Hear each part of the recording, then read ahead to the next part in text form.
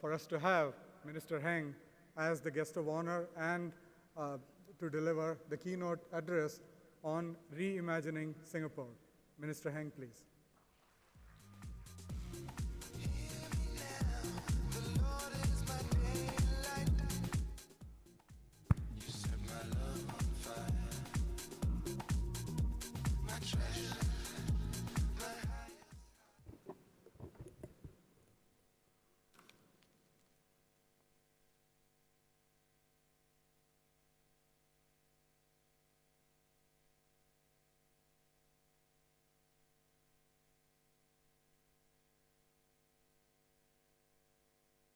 Her Excellency, Mrs. Vijay Thakur Singh, High Commissioner of India to Singapore, Mr. Sanjay Fire, President PEN IIM Alumni Singapore, distinguished guests, alumni delegates, ladies and gentlemen.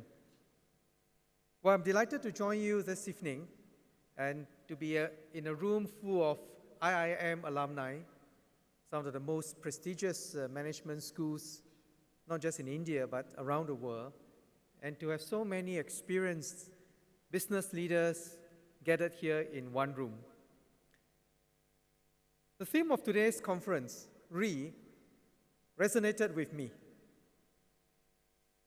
I understand you have an interesting session today, and tomorrow you'll continue to talk about reimagining and reinventing. Now, in my recently concluded budget, I spoke of another restructuring. Restructuring our economy through enterprise, innovation, and strong partnership. And I also spoke about building a resilient society, building a caring and resilient society. So indeed, reimagining, reinvention, and restructuring and resilience are necessary. They are necessary to help us adapt and keep up with change. Now, I had originally planned to amplify on my budget speech and talk about restructuring the economy or about trends that are shaping the world or how we can reimagine global affairs. Then I decided that, well, I think you probably have enough of this the whole day. And I'm going to talk about something quite different. I'd like to talk about a different set of re's. Because the word can mean doing something afresh, as you discuss the whole day about reinventing and reimagining. But it can also mean doing something again. And some things are worth keeping and doing again. So even as we talk about managing the new, managing change, I think some things in life ought to stay constant. So the first I want to speak about is retain. And I mean retaining our values. Singaporeans hold certain values close to our hearts, like integrity, resilience, a strong work ethic. These values mean that we want to be a people of our word, a people who will get things done. It keeps our institutions clean and transparent. Resilience kept us staunch and going in hard times in our history, building a nation out of nothing. And I believe that these values will stand us true again when we face new headwinds. And our strong work ethic keeps us learning and improving and not complacent, where we understand that we can have good opportunities if we keep offering something of value to the world. And there are other values, like a sense of community, a certain confidence, even when we have little. So these values are by no means unique to us in Singapore, but they have special meaning for us and an important place in our history. They have carried us this far and will continue to steer us through as we journey onto the future. So we must ask ourselves, What are the values that are most important to us that we must pass on to our children? If we reimagine our future without our values, without the values that guide us, we will be lost. A prosperous city without morals, without the Singapore spirit. And this is not our goal. The second re is reinforce. We must reinforce our strengths. We always ask ourselves, what are our strengths? I think as a nation, a key strength is that we are an attractive location for talent, for developing talent of Singaporeans, for welcoming talent from abroad. Now, many of you in this room have spent over a decade or even more in Singapore. Some have chosen to make Singapore your home. Some have become new citizens. So I want to thank you for your contributions to our companies and to our communities. We need to keep Singapore a choice location for businesses, where Singapore businesses flourish and international companies are keen to invest. So we will build up our reputation as a testbed for innovative ideas from around the world, where people can come together to develop solutions for the world's problems. And as I said in Parliament before, that if we are able to be a location where we play a role in solving some of the world's most difficult challenges and make our contribution to humanity, we will have our place in the world. And for our businesses, we have many innovative companies. And we will continue to improve the environment for innovation to thrive. So in the recent budget speech, I announced that we will set up SG Innovate, which will help connect innovators to smart money, mentors, markets, and experts in the R&D area. And this evening, when I was touring the IIMPACT, I saw many innovative things that are being done, and I'm happy that we have a chance to bring everyone together to continue to connect with one another to make this impact. And for every individual, we have a hardworking and skilled workforce, and we need to continue to encourage employers to invest in their people, young and old, and start a virtuous cycle of higher skills, higher productivity, higher wages. And so we'll keep investing in Skills Future, an initiative to drive and reinforce lifelong learning in every Singaporean. Now, I spoke on retaining our values and reinforcing our strengths. Let me now come to what is arguably the most important reaffirm. As a society, we must not only retain our values and reinforce our strengths. At the heart of it, we must reinforce our purpose. Reinforce our purpose. What is the fundamental reason that we are concerned with all this? Why do we work hard to boost innovation, create jobs, and invest in skills? When I was working for Mr. Lee Kuan Yew, one of his favorite phrases was, "So what?" Each time we were embarked on doing something, and he said, "So what? What is the purpose of doing all this?" So it is a process that constantly stimulated us to think about, why are we doing this? What is the purpose?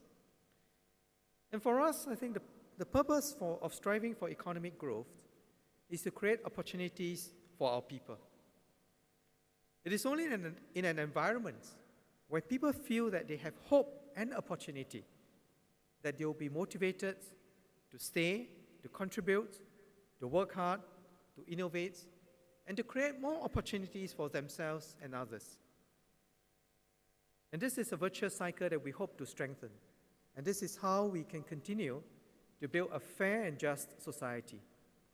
where opportunities are there, regardless of your background, regardless of your starting point in life. The government can provide support and resources to businesses and individuals to transform our economy for the future. But policy measures by themselves do not and cannot promote hard work or encourage innovation. Good work ethic and a willingness to try new ideas comes from culture. And culture is created by people. It comes from the way we talk to one another, the way we treat each other, the way we encourage each other every day. And we recognize that our people are both the reason for and the agents of change. They are both the reasons for and the agents of change. So that's why partnership has been a key message of my budget this year. My intent is to reaffirm our purpose as a society, to build a culture where our people partner each other to create more opportunities for all, where our people come together to build a caring and resilient society. We all have a stake in creating meaningful roles for ourselves and the next generation. When we pool our energies, we can multiply our individual impacts socially and economically. And this is how we can retain our values and reinforce our strength. For example, in the budget, I announced that we will pilot a community network for seniors. A team of full-time officers will coordinate the efforts of voluntary welfare organizations, community volunteers, schools, and businesses. And together, we can take better care of our elderly. I also announced that we will support our trade associations and chambers to lead the development of industry-wide solutions for common challenges, setting aside up to $30 million over the next 5 years to support our business associations and chambers in building their capabilities.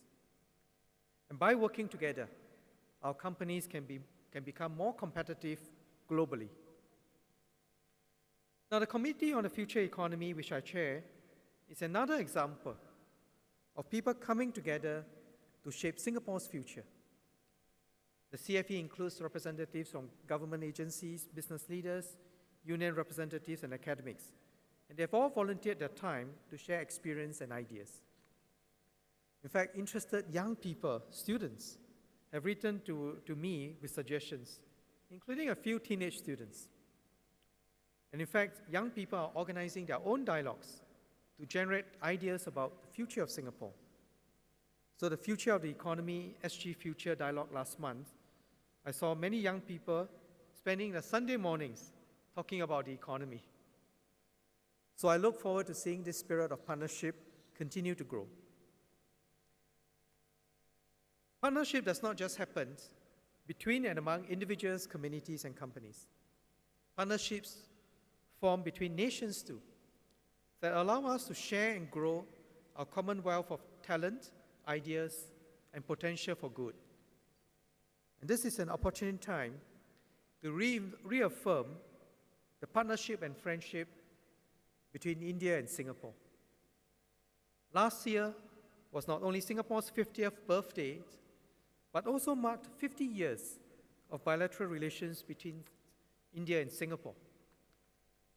As Her Excellency has noted earlier, Prime Minister Modi visited Singapore just 4 months ago to sign a joint declaration with Prime Minister Lee on a strategic partnership which includes economic cooperation. Over the past decade, Singapore's investments in India have grown nearly 20 times, from $653 million to $12.1 billion. There are more than 6,000 Indian companies here, and Singapore companies have been steadily growing their presence in India, including, of course, DBS Bank. Singapore has worked with the government of Andhra Pradesh to develop the master plan of the new riverfront capital city, Amaravati. So whether as individuals, businesses, or as nations, our impact is multiplied when we look for ways to partner others. here and with friends abroad, to bring our strengths together and collaborate to build a future that we imagine or reimagine, and to reinvent, to restructure what we need to do. And when we speak of international partnerships and agreements and industry-wide efforts to drive change, drive transformation, the effectiveness and strengths of partnership boils down to one thing. It boils down to the everyday exchanges of ideas and sharing of expertise between and among individuals. Organizations do not talk to one another. People do. They identify opportunities for collaboration, make the connections, and strengthen these relationships. And in that regard, this Impact Forum is extremely valuable in bringing people together, connecting people, catalyzing ideas, and hopefully build new partnerships for a better future. Now, not only is it important to reaffirm our purpose, I strongly believe that as a society, we must reaffirm the value of every individual. Every individual matters, and everyone can play a role in reimagining and reinventing Singapore and the world. Each of us has the potential to determine how our future society will look.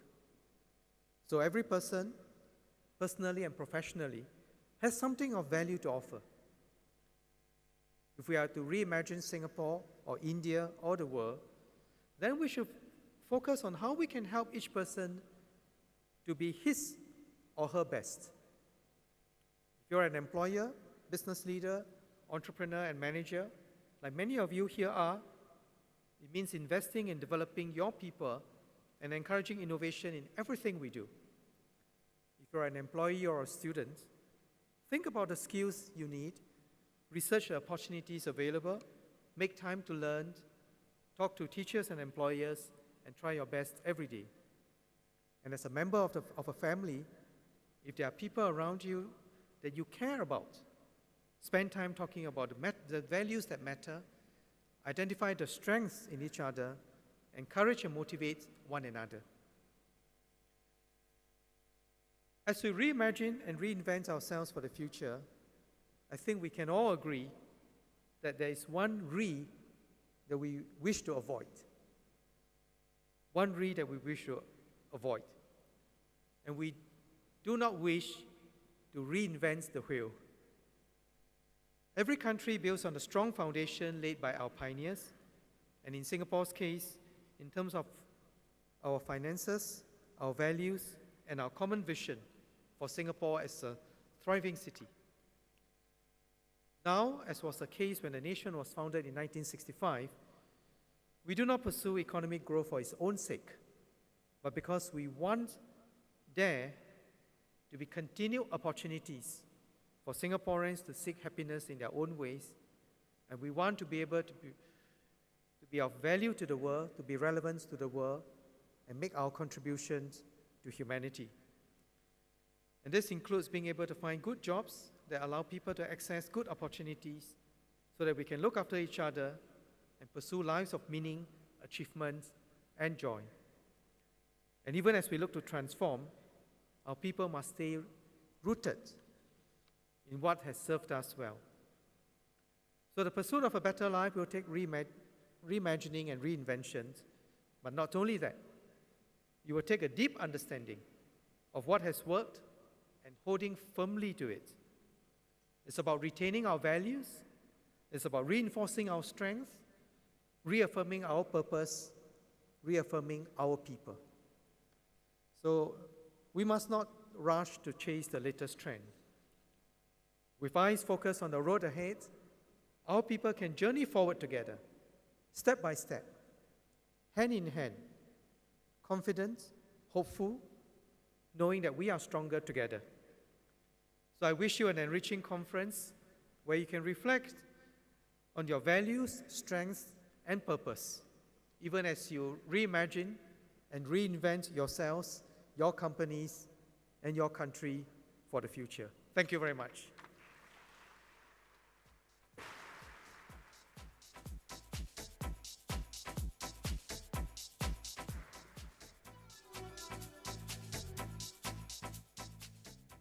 Thank you very much, Minister Heng. A big round of applause again for that wonderful address. Thank you. I'd now like to invite Mr. Piyush Gupta, CEO and Director of DBS Group, an IIM alum and a true champion of the Pan-IIM alumni community, to dialogue with the Minister. Piyush will also be taking your questions for the Minister, so please send them in through the IIM application. Thank you.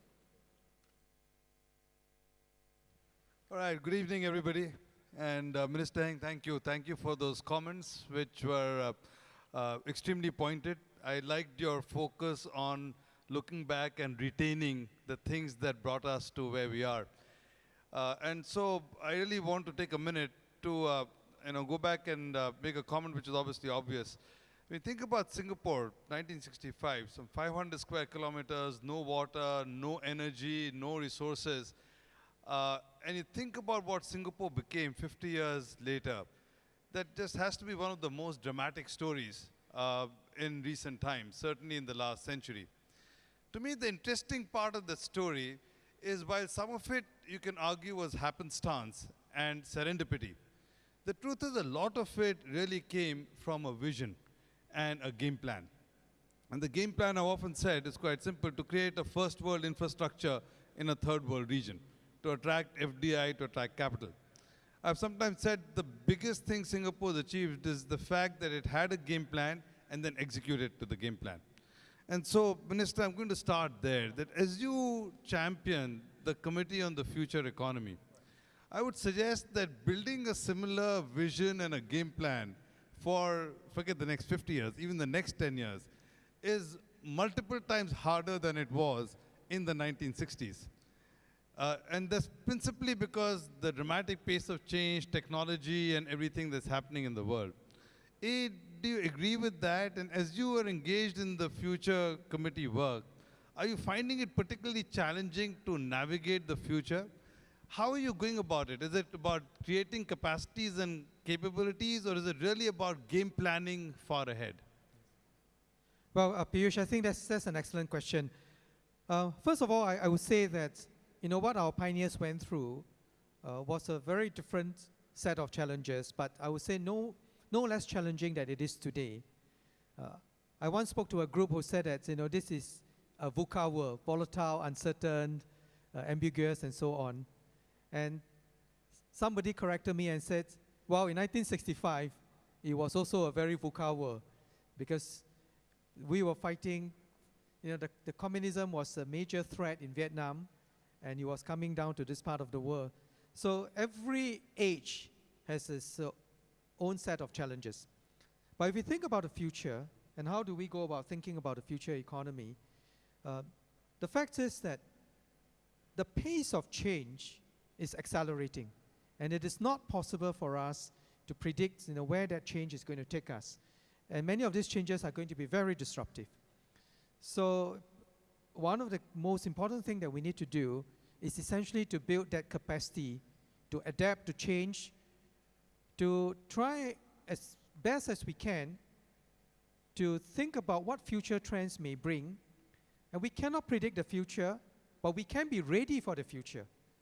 And to be ready for the future, it means two things. One is, it means having a very open mind about things and asking ourselves this question: what if and why not? Being open to change and say, what if this happened, what will we do? And why not do this? Why not try this? So that's one. And two, is this ability for us to bring not just the elites in our society, not just the best educated in our society to make those changes, but to bring the whole society along. In every country in the world, there are some of the best schools in the world, and you find that the best educated people have no difficulty making changes. I think our responsibility as a leadership is to make sure that everyone can adapt to those changes. And that is why one of the most important things that we are doing is to look at technology, to look at innovation, to look at R&D, to open ourselves to the world, to connect to the world, and in investing in our people through education, not just in school, but lifelong. And this is how we can cope with change.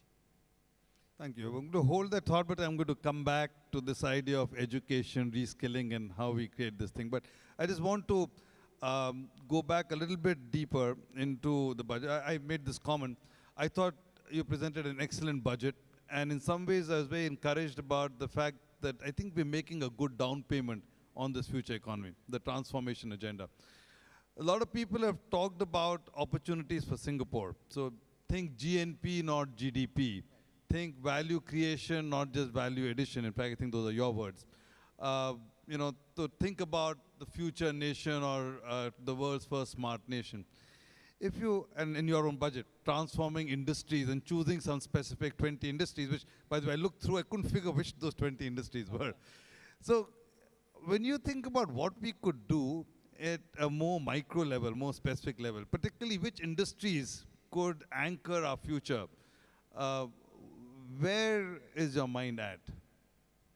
So in the budget, I mentioned about the 20 industry, and in fact, when we look at our GDP, we have about roughly, you know, anything between 18 to 25% depending on the year in manufacturing, and the rest in services. And in my budget, I mentioned that there is no sunset industry, only sunset thinking. Every industry and every firm is capable of transforming itself. So when we look across the 20 industries, in fact, you see a whole range. And I think when we do economic policy, it is not possible to start from scratch and say, I'm going to do something completely different tomorrow. You have to build on what you have, build on the strength that you have, build on the capacities that we have, and then take it further, whether it is within the same area or in adjacent area.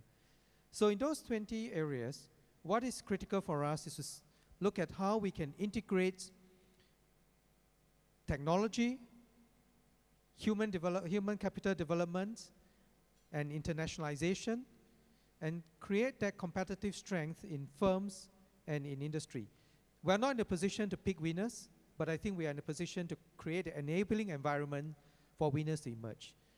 Now then, on the other part of it is that there are new things that will surprise us. And we need to create a lot of white space in the economy for new things to emerge, for new disruptions that can affect existing industries, for things which create completely new industry. And in that regard, we are investing in 4 major areas in our R&D. One is on advanced manufacturing. The other one is on the services and digital economy, because I do think that the digital economy and digitization will affect many, many industries. And the third is of great human need, which is health and biomedical sciences. So the health and biomedical sciences area will be particularly important to Asia in the future. And finally, building on our strength as an urban, very urbanized city, which is urban and sustainable solutions. So those are the 4 major areas in our R&D efforts. And in the services area, of course, our strength is in finance. And so how we continue to build finance as one of the core pillars of our growth.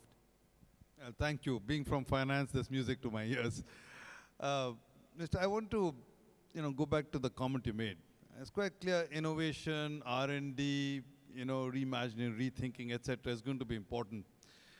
One of the big question marks is whether we as a country have the right culture and the right approach to being able to create that creativity. And it's often been the case that, say, the Singapore education system is very good, strong STEM, but lacks creativity.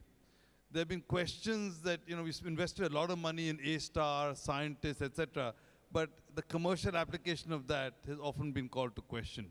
Right? I was on an education committee with Grace Fu ran 10 years ago, focused even at the primary school level, saying, can we change the curriculum syllabus to encourage more creative thinking? But at the end of the day, if you rank us on a creativity innovation output index, let's say Scandinavian countries, we're not where we need to be. What has come in the way, and what makes us confident that we have a hand in the dice, that we know how to change it going forward? Well, a lot has been said about how important culture and all that is, and I agree with that. So let me make a few comments on that. First, I think just saying that we need a culture is really not enough. I think what happens behind a culture is a way of thinking and a way of doing things and a way of connecting the different parts of the system together.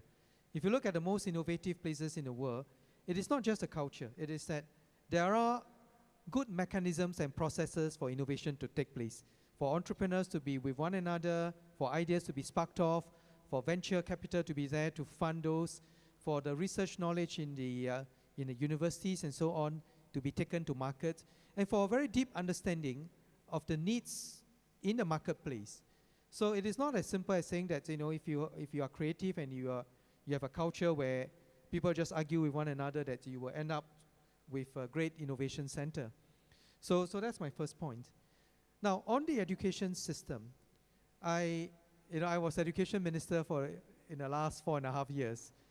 And I must say that education systems in the world all seek a certain balance. And one is the balance between content and skills. And there are people who argue that if you teach enough skills, creativity skills and all that, you don't really need a lot of content. And I don't agree with that. Because unless you have the dots in the head, the skills alone doesn't allow you to connect the dots in the head. So you need both the dots and the skills to to bring the dots together. So a good balance between content and skills.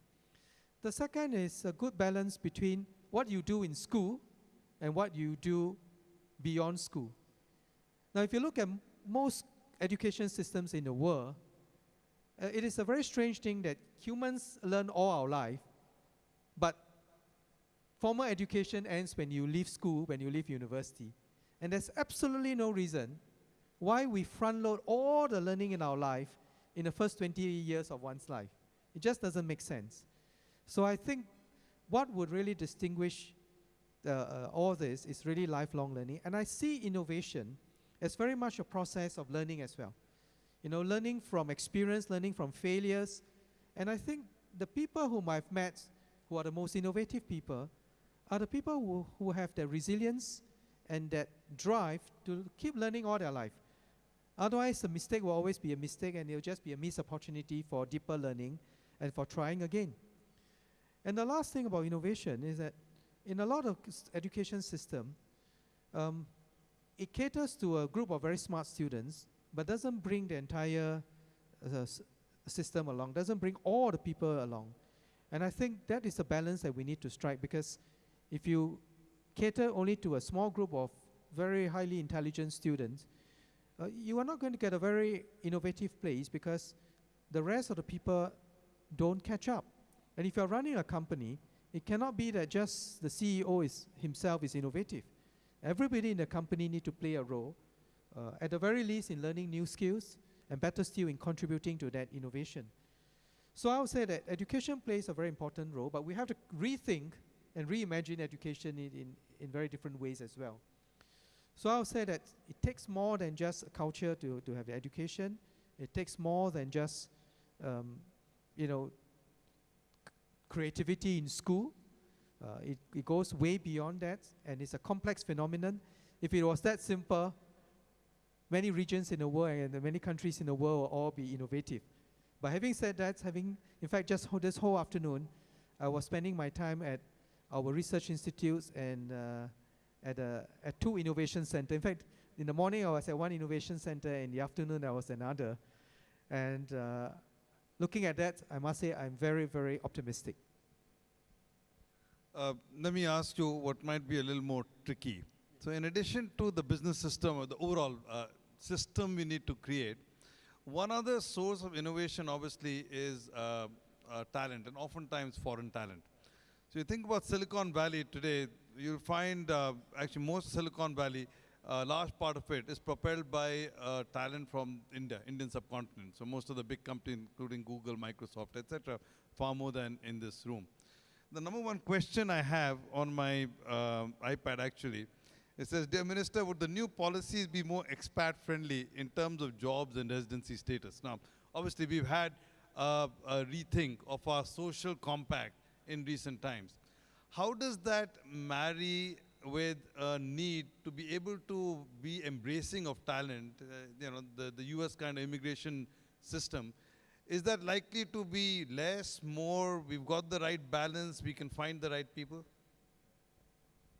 Well, I think I alluded to that in my speech that, one of the important values for Singapore is that we are a small place, and the small place needs to be globally connected. We need to be open, we need to be globally connected.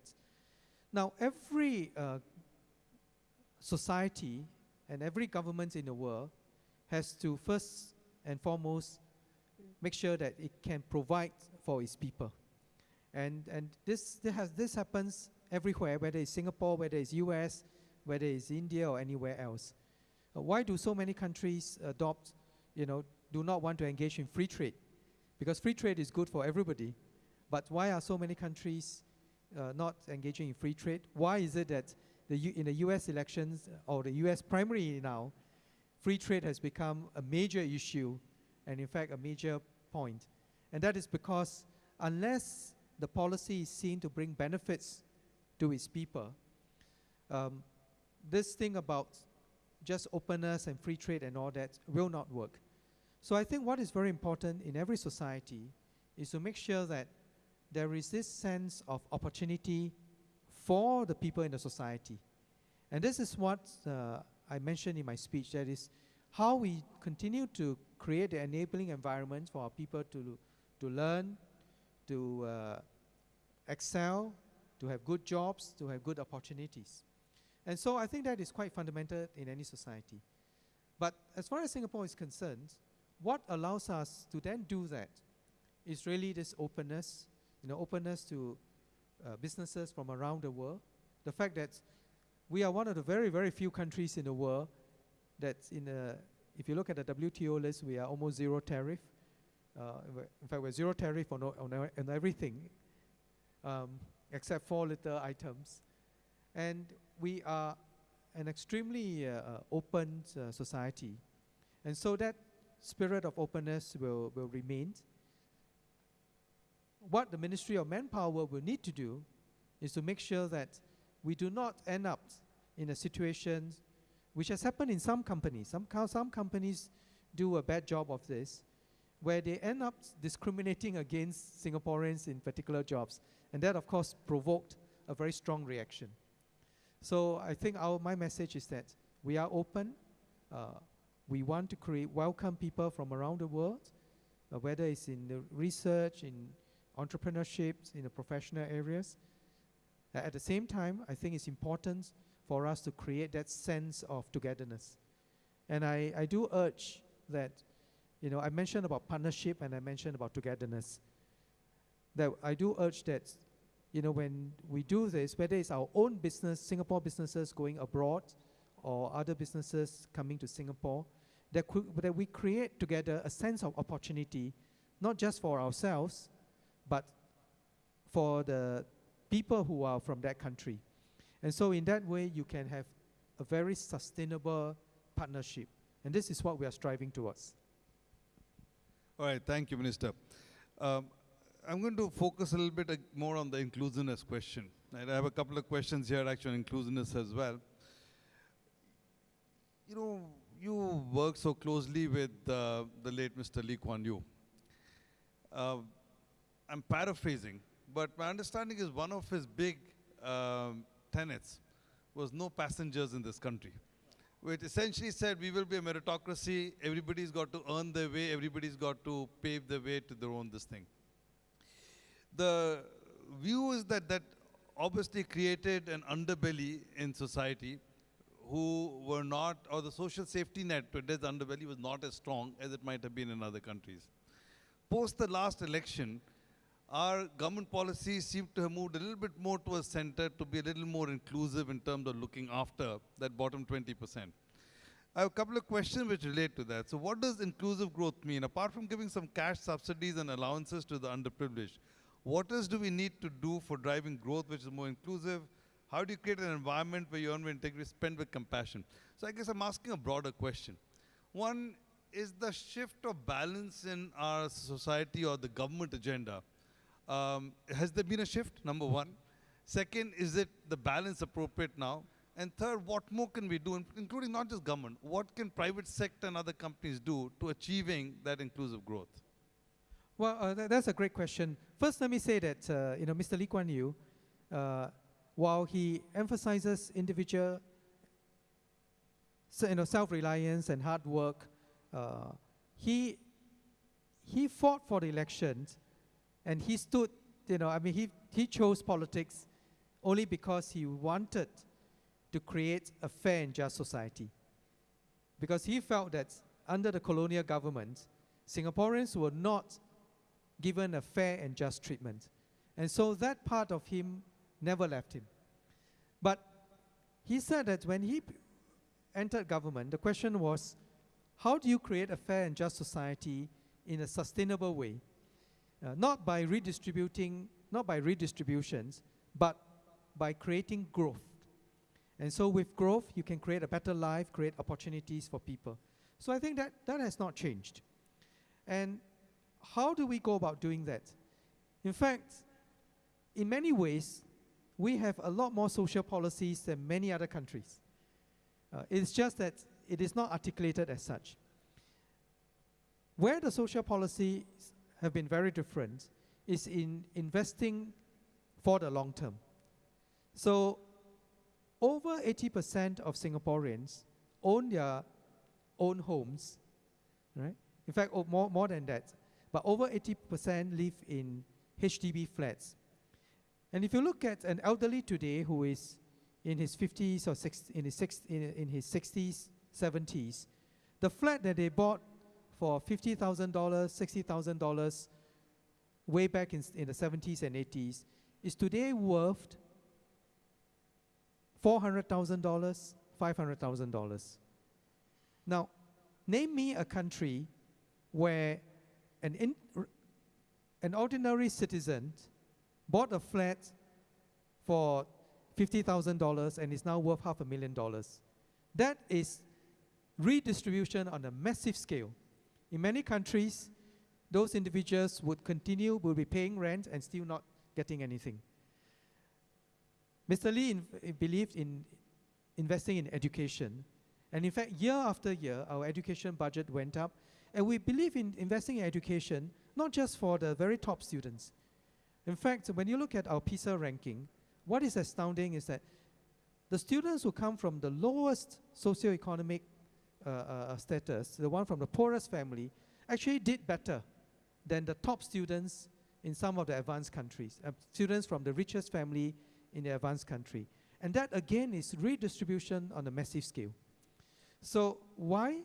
Because these are the kind of things that will prepare our people better to capture opportunities for the future. So the real philosophy is not to give a fish, but to really empower people, enable people to fish. And not to undermine the work ethics, not to undermine the spirit of enterprise. And at the same time, Mr. Lee was also famous for saying that whatever we do, there will still be some people who will not be able to catch up. And this is the group who are vulnerable that we must target a lot of support for. So I think it will be a wrong characterization of Singapore's policy that under Mr. Lee, we were a lot more to the right. In fact, right from the beginning, we're very much center. And it's a matter of really, if you ask me to characterize it, it is about characterizing how we can sustain prosperity for the long haul and how we can sustain prosperity not just for a small group of people, but for the vast majority of our people. And having whatever resources that we have to take care of the most vulnerable in our society. So what has changed since the last election? Well, a lot has changed, and that is, you find that globally, the redistribution of income has become more skewed because the talented will be able to earn a lot more. The most talented people command a global wage, a global premium. The best companies in the world command a global premium. And so what we have to work towards is to kind of rebalance that somewhat. We also have an aging population, and some of our people who were in that generation have very little education when the country first became independent. And I think it's only right that we honor our pioneers. So even though they started with little, they worked really hard, and it is on their hard work, their sacrifices, that we are able to come to where we are today. So even as we reimagine the future, I think we need to retain our values, and we need to honor the generation that have done so much for Singapore. And hence we have this over $8 billion package called the Pioneer Generation Package to take care of the healthcare needs of our elderly, right, regardless of income. And this year, I announced details of a silver support scheme to take care of those who are above 65, who do not have enough savings. So, the bottom 20 to 30% of our population. And I think that's the right thing to do. The right thing to share what we have created together, and the right way to build a sustainable future. Mr. Thanks. You're very generous with your time. I'm going to wind up with two questions. One's shifting a little bit to society, and there's a question about millennials, the new generation. The other is a question about India. So the first question is this, that, quite clearly when, I run a company, for us, it's quite clear that the old command and control way of managing does not work with this generation, with this technology. So you have to have a different architecture, a more sharing, network, participative, collaborative kind of system, which is, exponentially true when you think about the country, right? The young generation millennials. Does that mean a change in the way that you see the evolution of our future government processes, more engaging? You did a couple of things in the last few years, engaging the people. So this whole participative element of actually rethinking how democracy works, how people participation works, how top-down works versus bottom-up. Where are we in that journey? Where do you see it going?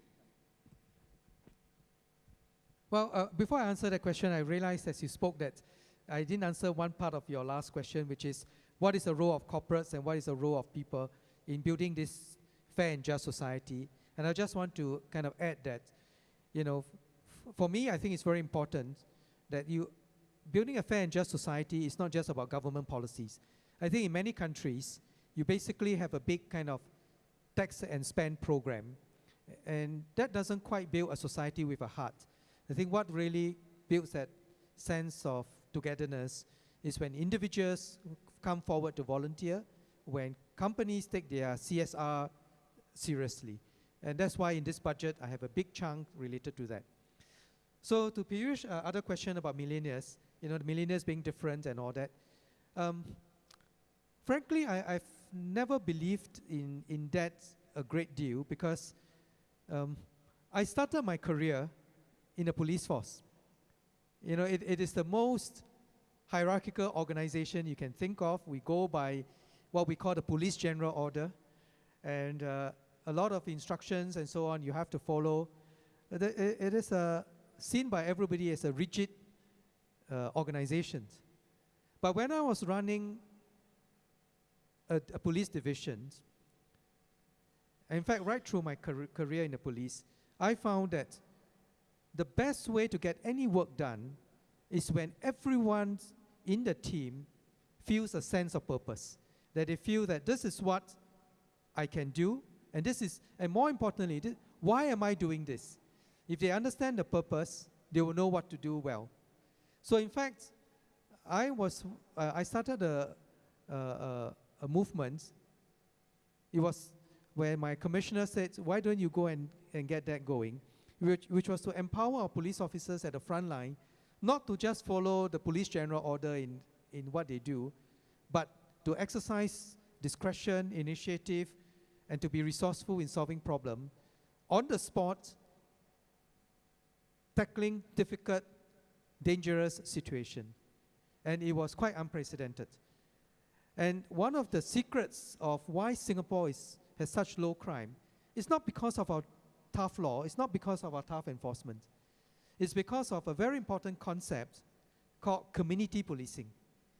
We learned it from the Japanese, and the Japanese insight is a very deep one, that a society can only be crime-free if you and I feel that it is your role and my role to keep the society crime-free.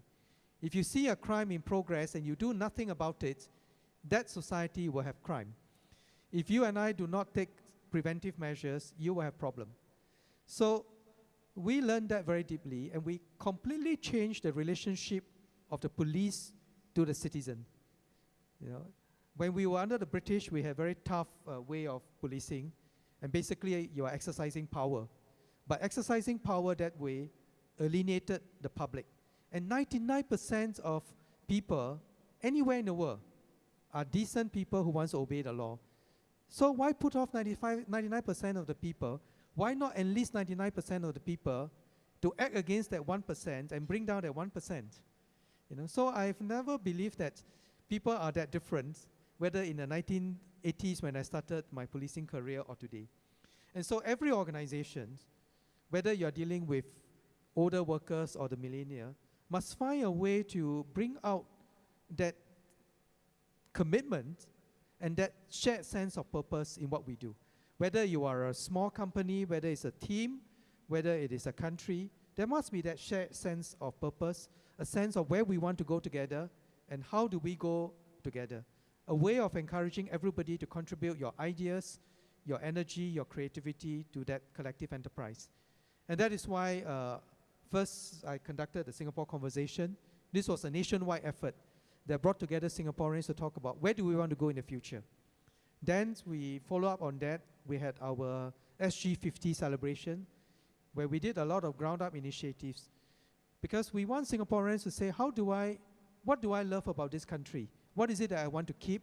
What is it that I want to spread to the world? And it was a big ground up initiative. And building on that, in this year's budget, I provided a budget for the coming years on what we call our Singapore Fund and our SG Fund. So our Singapore Fund emphasizes a point that this is our Singapore. You and I have a role. So if you see something that is in need of change, you see some innovations that can happen, some way that we can bring different races closer together, some ways that we can build a stronger sense of identity, some ways that we can help the poor better, to help the vulnerable better, then don't just sit and wait. Organize it, bring people together and do it. And so I think whether it is the way that our society is organized, the way a company is organized, I'm a deep believer in how we can bring people together in partnership, because I think you are stronger together and you can go for a longer distance together. Very good, brilliant. And Minister, my last question then, India. So, all right, I can wait for the round of applause. Thank you. So, you know, I had the privilege once of sitting with the late Mr. Lee Kuan Yew, and I asked him, you know, how he felt about India. Actually, I asked him, why don't you go run my country? I was still Indian then. And he said, even God can't run your country.